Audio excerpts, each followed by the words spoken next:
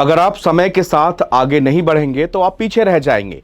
ये किसी व्यक्ति के लिए भी लागू होता है और किसी देश के लिए भी लागू होता है। इस वक्त दुनिया बहुत तेजी से बदल रही है, टेक्नोलॉजी भी दोगुनी रफ्तार से आगे जा रही है। ऐसे में अगर भारत ने अपनी रफ्तार नहीं बढ़ाई तो इसका बड़ा खामियाजा भुगतना पड़ेगा।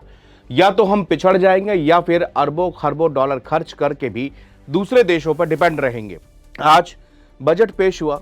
बजट पेश होते ही शेयर बाजार बुरी तरह गिरा। लोगों को उम्मीद थी कि शायद इस बार आम लोगों के राहत देने वाले ऐलान हो, मगर इस बार सरकार का फोकस पूरी तरह से फ्यूचरिस्टिक दिखा, टेक्नोलॉजी और इंफ्रास्ट्रक्चर की तरफ था।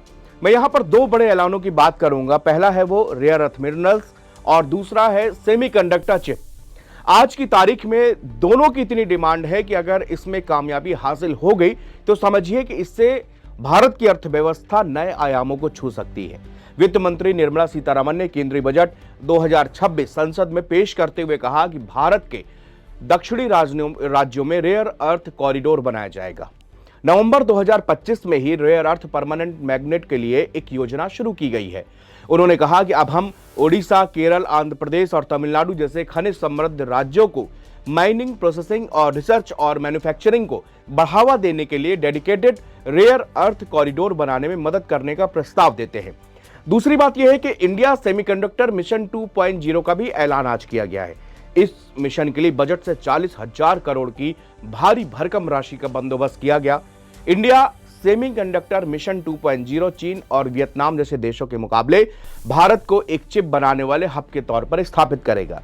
सबसे पहले बात करते हैं रेयर अर्थ मिनरल्स की, उसको समझते हैं। इसके बाद सेमीकंडक्टर चिप के फायदे और भारत के लिए कैसे गेम चेंजर साबित होगा, इसके भी हम तह तक जाएंगे।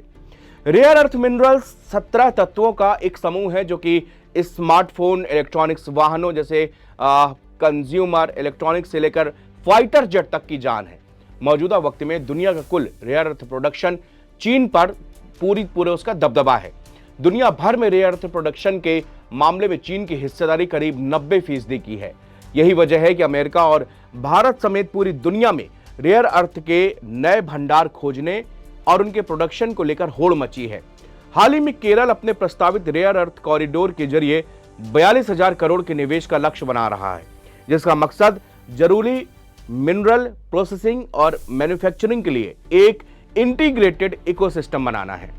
इस पहल का मकसद रणनीतिक मटेरियल के लिए भारत की सप्लाई चेन को मजबूत करना, क्लीन एनर्जी टेक्नोलॉजी को सपोर्ट करना और राज्यों को एडवांस इंडस्ट्रियल डेवलपमेंट के लिए एक मुख्य केंद्र बिंदु के रूप में स्थापित करना है।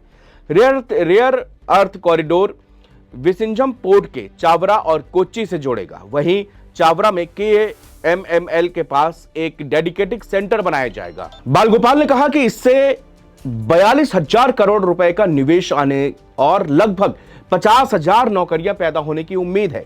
केरल में रेयर अर्थ एलिमेंट मुख्य रूप से मोनाजाइट है, जो कि समुद्री तटों पर रेत के डिपॉजिट से मिलते हैं। ये थोरियम और दूसरे रेयर अर्थ ऑक्साइड से भरपूर होते हैं। इसके अलावा उद्योग मंडल में IREL का रेयर अर्थ डिवीजन यानी कि RED इन्हें प्रोसेस करता है, जिसमें लेथिनम, सोरियम, नियोडेसियम और प्रेजोडियम और सामरियम, यूरोपियम और गैडोलिनियम और यूट्रियम जैसे एलिमेंट वहां पर मिलते हैं। आंध्र प्रदेश के 974 किलोमीटर लंबे समुद्र तट पर राज्य के समृद्ध तटों पर सिर्फ सुंदर नजारे और मछली पकड़ने वाले बंदरगाह नहीं है। उत्तर के श्रीकाकुलम से लेकर दक्षिण ने नेल्लौर तक काली और भारी रेत के नीचे भारत के सबसे कीमती लेकिन कम इस्तेमाल किए जाने वाले भूवैज्ञानिक संसाधनों में से एक छिपा है। दुर्लभ खनिज पदार्थों का विशाल भंडार जो देश की स्वच्छ ऊर्जा, रक्षा और सेमीकंडक्टर की महत्वाकांक्षाओं में निर्णायक भूमिका निभा सकता है। तमिलनाडु में चूना पत्थर, मैग्नेसाइट, ग्रेफाइट, बॉक्साइट, वर्मिक्रोमलाइट जैसे प्रमुख खनिज, ग्रेनाइट मिट्टी, सिलिका रेत और लिग्नाइट जैसे छोटे खनिज, पेट्रोलियम और प्राकृतिक गैस जैसे ईंधन खनिज और मोनाजाइट, रुटाइल, इल्मेनाइट और परमाणु खनिज पाए जाते हैं। ओडिशा में रेयर अर्थ एलिमेंट्स REE के बड़े लेकिन अभी तक इस्तेमाल न किए गए भंडार हैं, जो कि मुख्य रूप से इसके समुद्र तट के किनारे बालू में पाए जाने वाले मोनाजाइट और अंदरूनी खनिज भंडारों में पाए जाते हैं। मुख्य जगहों में गोपालपुर तट यानी कि गंजम जिला शामिल है, जहां पर IREL India limited Odisha science complex चलाता है और यह भंडार नियोडिमियम, प्रिजोडिमियम और डिस्प्रोसियम जैसे एलिमेंट्स की सप्लाई के लिए बेहद जरूरी है। रेयर अर्थ कॉरिडोर योजना नवंबर 2025 में घोषित रेयर अर्थ परमानेंट मैनेजमेंट की योजना पर आधारित है। उस योजना का मकसद था इलेक्ट्रिक वाहनों और रिन्यूएबल एनर्जी और इलेक्ट्रॉनिक्स में इस्तेमाल होने वाले मैग्नेट के लोकल प्रोडक्शन को बढ़ावा देना है। कच्चे खनिजों की लगातार सप्लाई के बिना ऐसा मैन्युफैक्चरिंग मुश्किल है। उम्मीद है कि यह कॉरिडोर माइनिंग से लेकर तैयार उत्पादों तक इस सप्लाई चेन को पूरी तरह से सपोर्ट करेगा। अब आते हैं सेमीकंडक्टर पर। भारत सरकार ने बजट 2026 में इंडिया सेमीकंडक्टर मिशन 2.0 का ऐलान किया। इस मिशन के लिए बजट में 40,000 करोड़ की भारी भरकम राशि का बंदोबस्त किया गया है। इंडिया सेमीकंडक्टर मिशन 2.0 चीन और वियतनाम जैसे देशों के मुकाबले भारत को एक चिप बनाने वाले हब के तौर पर स्थापित करेगा। इस मिशन की खास बात है कि सरकार सिर्फ देश में चिप नहीं बनाना चाहती, बल्कि सरकार का ध्यान युवाओं को इस काबिल बनाने पर है कि वो देश में खुद चिप डिजाइन कर सके।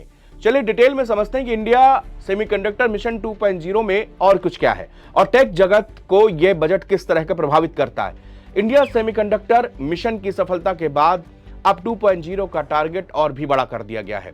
इसके लिए 40,000 करोड़ की राशि का इस्तेमाल देश में सेमीकंडक्टर बनाने वाली मशीनों, कच्चे माल और सप्लाई चेन को मजबूत करने के लिए किया जाएगा। इस मिशन की वजह से संभव है कि आने वाले समय में भारत में बने स्मार्टफोन, लैपटॉप और इलेक्ट्रॉनिक्स डिवाइस न सिर्फ सस्ते होंगे बल्कि दूसरे देशों में एक्सपोर्ट भी किए जाएंगे। यह मिशन UPI और डिजिलॉकर की तरह हर भारतीय के लिए तकनीकी को आसान और सुलभ बनाएगा। रिपोर्ट्स के मुताबिक REF मौजूदा 315 यूनिवर्सिटीज के छात्र पहले ही चिप डिजाइन कर रहे हैं। अब इस मॉडल को AI पर लागू करने की भी तैयारी है। देश भर की 500 यूनिवर्सिटीज में AI के खास कोर्स भी शुरू किए जाएंगे।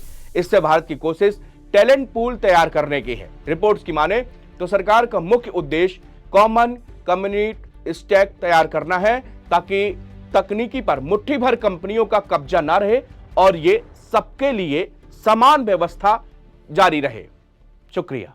A scheme for rare earth permanent magnets was launched in 2025 November. We now propose to support the mineral-rich states of Odisha, Kerala, Andhra Pradesh and Tamil Nadu to establish dedicated rare earth corridors to promote mining, processing, research and manufacturing. To enhance domestic chemical production and reduction import dependency and reduce import dependency, we will launch a scheme to support states in establishing 3 dedicated chemical parks through challenge route on a cluster-based plug-and-play model.